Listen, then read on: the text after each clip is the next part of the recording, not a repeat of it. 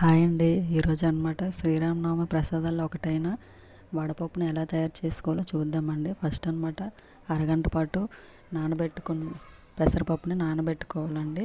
అదనమాట 2 times wash చేసుకున్నాక బెల్లాన్ని అనమాట దానిలో కలిపేస్తే పెసరపప్పు అనేది వడపప్పు రెడీ అయిపోతుందండి. నెక్స్ట్ అనమాట శ్రీరామనవమి రోజున అనమాట హైలైట్గా ఉండేదండి పానకం అండి.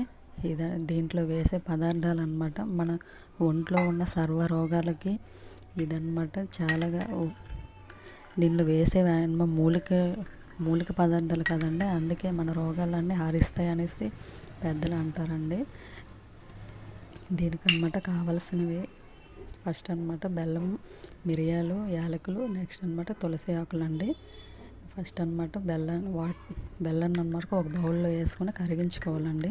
కరిగించుకున్నాక దానిలో అనమాట మిరియాల పొడిని, యాలకుల పొడిని వేసుకోవాలి.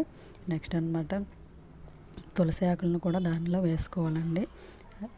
చూడండి, 2 ప్రసాదాలు కూడా తయారైపోయాయి.